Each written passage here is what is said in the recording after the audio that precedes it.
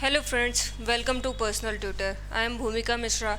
जैसा कि हम पॉलिटी क्लास 6 कर रहे थे, जिसमें आज हम चैप्टर नंबर 7 देखेंगे। चैप्टर नंबर 7 में अर्बन एडमिनिस्ट्रेशन के बारे में दिया हुआ है।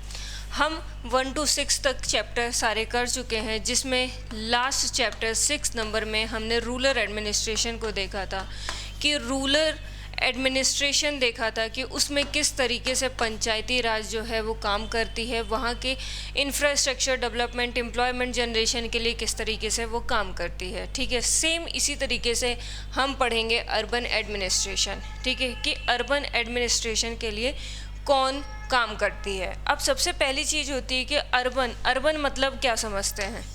ठीक है, रूरल मतलब होता है विलेज। ठीक है, और अर्बन मतलब क्या होता है? अर्बन मतलब होता है सिटी, टाउन। ठीक है, क्या होता है? सिटी और टाउन होता है। ठीक है, यहाँ पे जो भी काम होता है उसे बोला जाता है अर्बन एडमिनिस्ट्रेशन। अब सिटी में क्या काम हो सकते हैं आपके हिसाब से? ऐसा क्या काम हो सकता है सिटी में? सिटी में क्या हो सकता है? सैनिटाइजेशन हो सकता है। ठीक है, साफ़ सफाई करना। ठीक है, स्ट्रीट लाइट, रोड सेफ्टी देखना, ट्रैफिक पुलिस देखना, ट्रैफिक देखना, सिटी का ट्रैफिक देखना, क्या कहते हैं, जो आपके घर से कचरा निकलता है उसका कलेक्शन करना। इस तरीके से बहुत सारे काम होते हैं। इलेक्ट्रिसिटी आप तक पहुंचाना, इस तरीके से बहुत सारे काम होते हैं जो टाउन में होते हैं, वो हमें देखने होते हैं, और वही कहलाता है अर्बन एडमिनिस्ट्रेशन। अब मुझे ये बताइए कि आपके सिटी में ऐसी कौन सी ऑर्गेनाइजेशन है जो ये काम करती है? तो आपकी सिटी में, यदि आपकी सिटी बड़ी है और वहाँ पे पॉपुलेशन ज़्यादा है, तो वहाँ पे काम करती है म्युनिसिपल कॉरपोरेशन। ठीक है, और यहीं पे यदि आपकी सिटी छोटी है तो वहाँ पे काम करती है म्युनिसिपल काउंसिल। ठीक है, अब ये सिटी बड़ी है या छोटी है, इसकी डेफिनेशन क्या होगी? जहाँ पे पॉपुलेशन ज़्यादा होगी वहाँ पे बड़े ऑर्गेनाइजेशन की ज़रूरत पड़ती है, और जहाँ पे पॉपुलेशन कम होती है वहाँ छोटे ऑर्गेनाइजेशन की ज़रूरत होती है। इसी बेसिस पे यदि बड़ी सिटी है जहाँ पे पॉपुलेशन ज़्यादा है, वहाँ पे म्युनिसिपल कॉर्पोरेशन काम करती है, और वहीं पे यदि छोटी सिटी है जहाँ पे पॉपुलेशन कम है, वहाँ पे म्युनिसिपल काउंसिल काम करती है। ठीक है, अब इस चैप्टर में एक एग्ज़ाम्पल के थ्रू पे सारी चीज़ें समझाई गई हैं। वो एग्ज़ाम्पल ये है कि बच्चे खेलते हैं और खेल खेल में इनसे स्ट्रीट लाइट जो होती है वो टूट जाती है। अब ये बच्चे जो होते हैं वो बहुत डरे हुए होते हैं कि कहीं ऐसा ना हो कि स्ट्रीट लाइट के पैसे जो हैं हमें अपने पॉकेट मनी से देने पड़े, क्योंकि ये ऑलरेडी एक के घर की खिड़की तोड़ चुके होते हैं और वो उनसे पैसे मांगते हैं, तो वो अपनी पॉकेट मनी से दे चुके होते हैं, और सेम मंथ में वो दूसरा ऐसा काम हो जाता है जिसमें स्ट्रीट लाइट की वजह से स्ट्रीट लाइट टूट जाती है, तो उनको ऐसा लगता है कि हमें कहीं पॉकेट मनी से पैसे ना देना पड़े। तो ये एक एग्ज़ाम्पल दिया हुआ है। उस एग्ज़ाम्पल के थ्रू इन्होंने यहाँ पे एक उनके क्या कहते हैं, घर के पास खाला रहती हैं, यस्मिन खाला, उनके पास जाते हैं। वो म्युनिसिपल कॉर्पोरेशन में काम करती हैं। उनसे वो सारी इन्फॉर्मेशन लेते हैं, उनसे पूछते हैं कि हमसे स्ट्रीट लाइट जो है वो टूट गई है, तो क्या हमें उसका पैसा देना पड़ेगा? तो वो बताती हैं कि नहीं, आपको स्ट्रीट लाइट का कोई भी पैसा नहीं देना पड़ेगा, क्योंकि ये जो मेंटेनेंस है, स्ट्रीट लाइट्स का जो मेंटेनेंस है, वो एक ऑर्गेनाइजेशन करती है जिसका नाम म्युनिसिपल कॉर्पोरेशन है, और उस ऑर्गेनाइजेशन की जवाबदारी होती है कि हर एक रोड की जो स्ट्रीट लाइट है वो प्रॉपर जले और प्रॉपर वर्किंग कंडीशन में हो। ये म्युनिसिपल कॉर्पोरेशन की ही क्या कहते हैं, म्युनिसिपल कॉर्पोरेशन की क्या कहते हैं, जवाबदारी होती है। ये एक बिग ऑर्गेनाइजेशन होता है जिसे म्युनिसिपल कॉर्पोरेशन कहते हैं। इसका काम क्या होता है? That take care of a street light, garbage collection, water supply, keeping the street and making clean. ये सारे काम होते हैं। आपके घर से कचरा लेके जाना, रोड की सफाई करना, और क्या कहते हैं, स्ट्रीट लाइट प्रॉपरली जल रही है कि वो नहीं, वाटर आपके यहाँ आ रहा है कि नहीं, ये सारी जो चीज़ें होती हैं वो कौन देखता है? Municipal corporation. ये क्या करती हैं, ये बच्चों के सारे क्वेश्चंस के आंसर्स देती हैं और बच्चे उनसे क्वेश्चन करते हैं।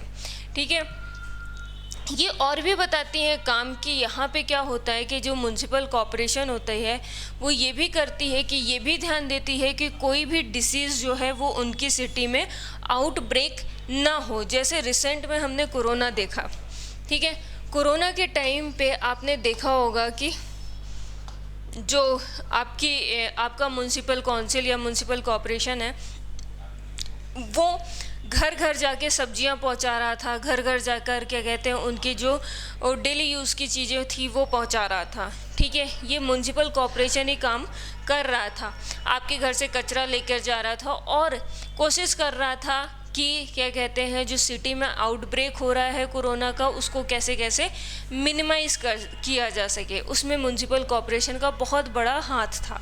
ठीक है, तो म्युनिसिपल कॉरपोरेशन हमेशा ये कोशिश करती है। और एक चीज़ और आप ध्यान दोगे, जब बरसात आती है तब आप देखोगे कि मच्छर के लिए एक धुएं वाली गाड़ी निकलती है। ठीक है, तो वो धुएं वाली गाड़ी कौन निकालता है? वो धुएं वाली गाड़ी म्युनिसिपल कॉरपोरेशन ही निकालती है। ठीक है, फिर उसके बाद स्कूल के लिए देखता है, ये जो है वो जो गवर्नमेंट स्कूल है उसको रन करते हैं, हॉस्पिटल, गवर्नमेंट हॉस्पिटल, डिस्पेंसरी, ये सब कौन रन करता है? म्युनिसिपल कॉरपोरेशन रन करती है।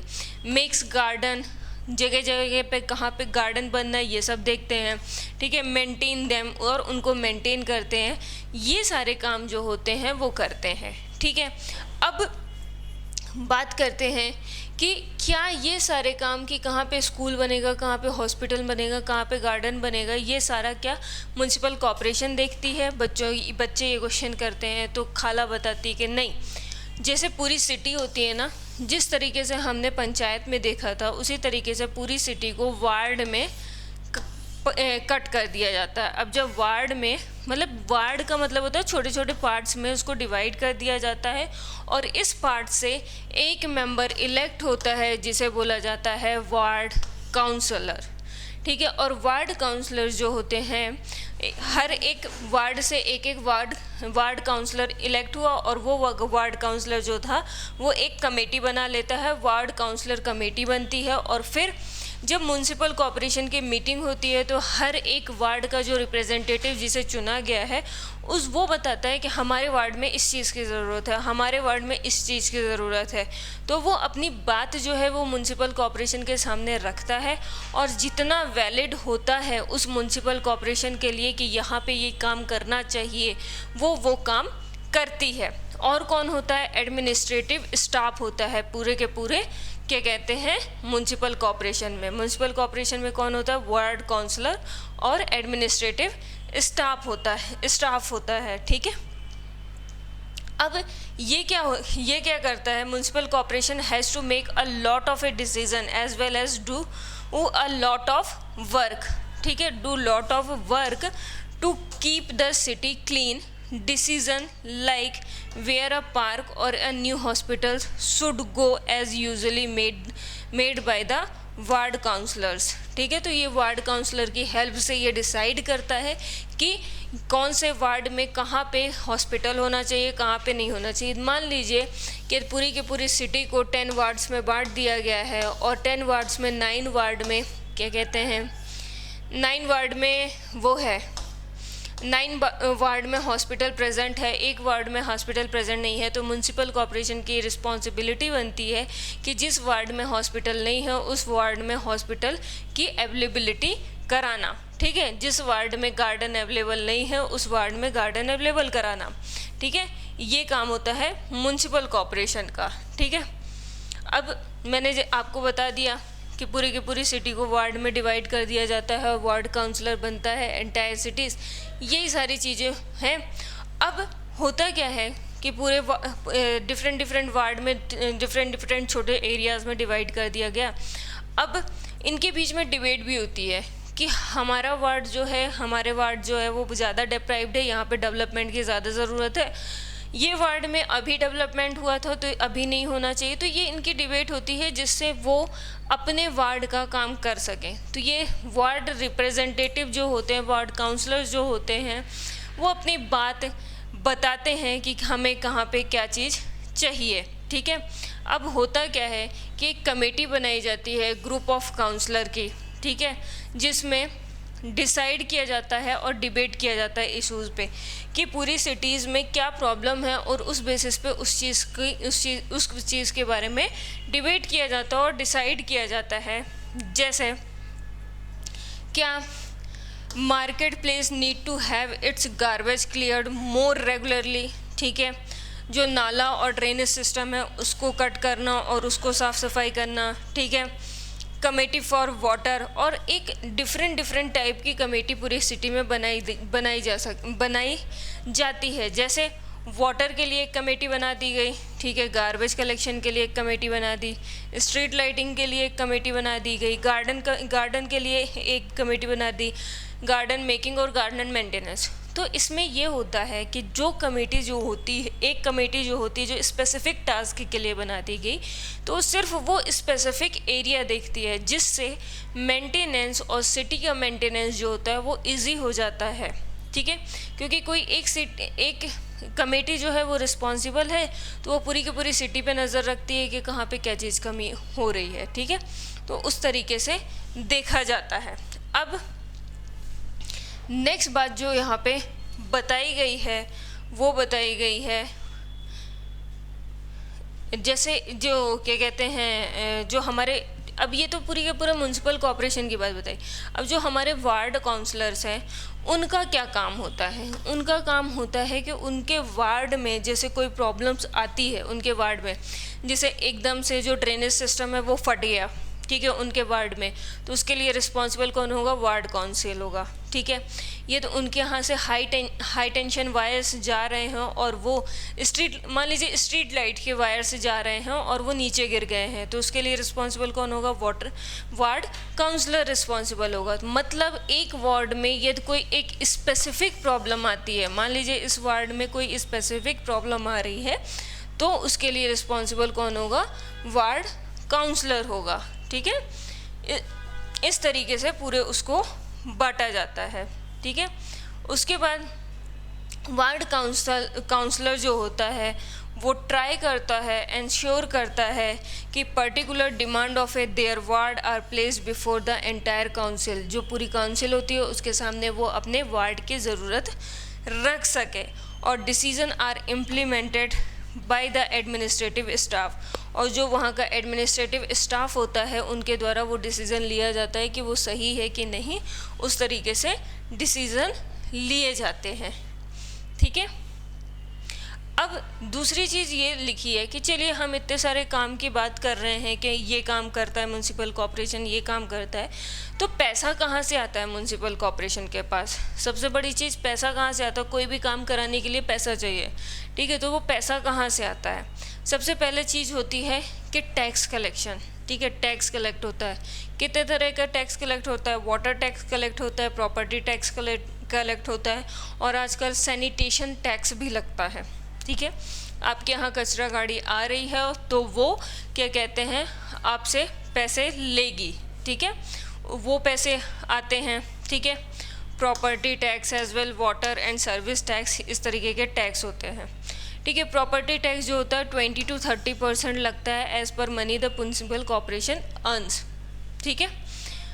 फिर और किस तरीके से, और एजुकेशन टैक्स लगता है, अदर एमिनिस्ट्री टैक्स लगता है, या आपने होटल खोल रखा है या फिर कोई शॉप खोल रखी है तो उसका अलग टैक्स लगता है, ठीक है। आप इस तरीके के टैक्स लगते हैं, क्या कहते हैं, म्युनिसिपल कॉर्पोरेशन जो है वो लोगों पे लगाती है और वहाँ से उनका जनरेट होता है। तीसरा फंड आती है, ठीक है, फंड आता है जो कि गवर्नमेंट की जो स्कीम्स होते हैं ना उसके थ्रू फंड आते हैं। जैसे स्मार्ट सिटी स्कीम्स चल रही हैं जिसमें कि कोई भी एक सिटी को स्मार्ट बनाया जाएगा, तो उसके थ्रू जो है वो फंड जो है वो गवर्नमेंट जो है वो म्युनिसिपल कॉर्पोरेशन को देती है सिटी को और बेहतर बनाने के लिए और अच्छा बनाने के लिए, ठीक है। हर जगह टैक्स लगता है, जहाँ पे भी आप ये मॉल जाते हैं तो मॉल में चेक कीजिएगा, जब आप कोई सामान खरीदते हैं तो उसमें टैक्स लगा होता है, CGST SGST, ठीक है। ये मूवी जाते हैं तो वहाँ पे देखिएगा, वहाँ पे भी टैक्स लगता है, CGST SGST, इस तरीके के टैक्स लगाए जाते हैं। ठीक है। फिर उसके बाद यहाँ पे दिया हुआ है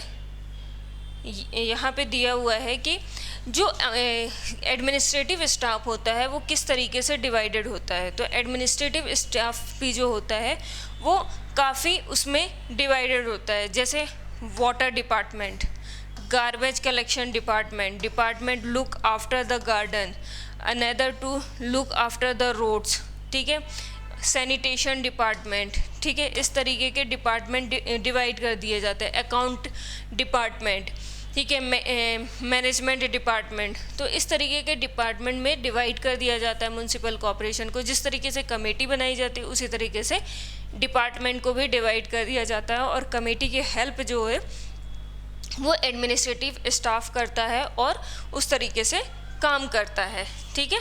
तो इस तरीके से जो म्युनिसिपल कॉर्पोरेशन है वो काम करती है, ठीक है। यहाँ पे सारी चीज़ें उन्होंने बताई है, ठीक है। अब कम्युनिटी प्रोटेस्ट, ठीक है।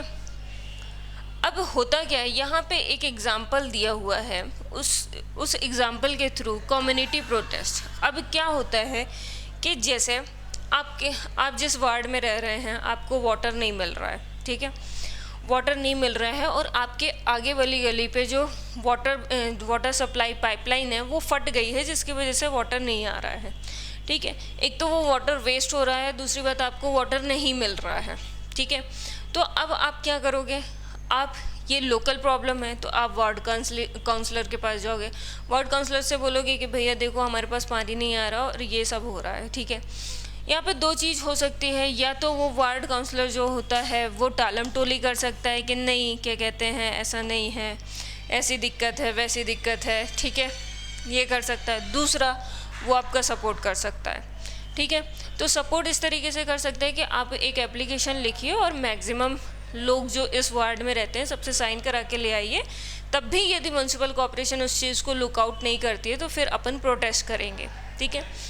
यदि वो म्युनिसिपल कॉर्पोरेशन के पास जाते हैं, म्युनिसिपल कॉर्पोरेशन उस चीज़ को लुकआउट नहीं करती हो, तो वहाँ पे प्रोटेस्ट किया जाता है और बोला जाता है कि हम यहीं पे बैठे रहेंगे या जब तक हमारी प्रॉब्लम का सोल्यूशन नहीं मिलेगा।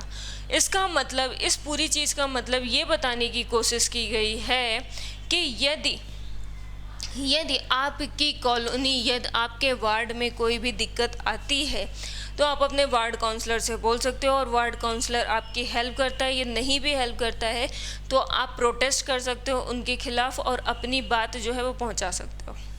अब ये जो वार्ड काउंसलर होते हैं ये 5 ईयर के लिए इलेक्ट होते हैं, ठीक है। तो इनकी ये रिस्पॉन्सिबिलिटी, अब इनको इलेक्ट कौन करता है, पीपल इलेक्ट करते हैं। तो इनकी रिस्पॉन्सिबिलिटी होती है कि जो वहाँ के पीपल है, वार्ड के जो पीपल हैं उनकी बात सुने, ठीक है, उनकी जो डिमांड है उसको समझें, ठीक है। यदि वो नहीं समझते हैं तो मेरे ख्याल से वो आपके वार्ड के रिप्रेजेंटेटिव बनने के लायक नहीं है। तो क्या कहते हैं, हम उसके बाद 5 ईयर बाद जब भी इलेक्शन होगा तब हम उस चीज़ को समझेंगे कि इन्होंने हमारे साथ वो, जब ये रिप्रेजेंटेटिव थे तो 5 ईयर तक इन्होंने क्या किया, हम वो देख सकते हैं, ठीक है। ये सारी चीज़ें इसमें दी हुई है और उस तरीके से इन्होंने समझाया है, ठीक है। और कुछ दिया है इसमें, ठीक है। इसमें जो एग्ज़ाम्पल दिया हुआ है ना, क्या कहते हैं, कम्युनिटी प्रोटेस्ट में, वो गार्बेज को लेकर है कि गार्बेज, क्या कहते हैं, गार्बेज कलेक्शन नहीं होता है। उस बेसिस पे जाकर क्या कहते हैं ये लोग क्या करते हैं, प्रोटेस्ट करते हैं और प्रोटेस्ट से ये अपनी बात जो है वो म्युनिसिपल कॉर्पोरेशन तक रखते हैं, ठीक है। वो चीज़ उस पर दी हुई है, ठीक है।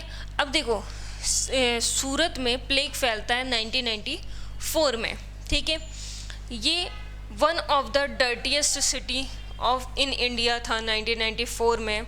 यहाँ पे जो हाउस, होटल, रेस्टोरेंट्स थे वो अपना जो गार्बेज था वो जो ड्रेनेज सिस्टम था उसमें डंप कर दिया करते थे और ये स्वीपर के लिए बहुत डिफ़िकल्ट हो जाता था कि उसको क्लीन कर सके, ठीक है। म्युनिसिपल कॉर्पोरेशन भी उस तरीके से लुकआउट नहीं करती थी कि, और सिचुएशन बाद में बहुत ज़्यादा वर्स पे वर्स हो जाती है और प्लेग जो होता है वो स्प्रेड हो जाता है थ्रू आउट द सिटी, ठीक है। और इस तरीके से 30,000 लोगों की डेथ डेथ हो जाती है।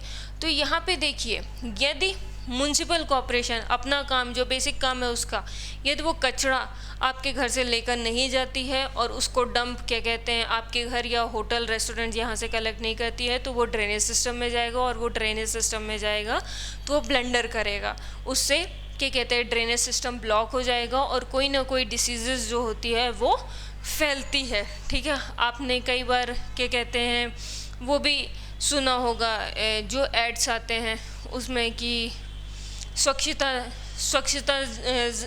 बहुत ज़रूरी है, यदि आप चाहते हो डिसीज़ ना फैले आपके आसपास, तो उसके लिए क्लीनलीनेस जो है वो बहुत ज़्यादा ज़रूरी है, और क्लीनलीनेस के लिए म्युनिसिपल कॉरपोरेशन और काउंसिल बहुत रिस्पॉन्सिबल है। ठीक है, होपफुली ये चैप्टर आपको समझ में आया हो तो अपने दोस्तों के साथ लाइक करें, शेयर करें और सब्सक्राइब करें। Thank you.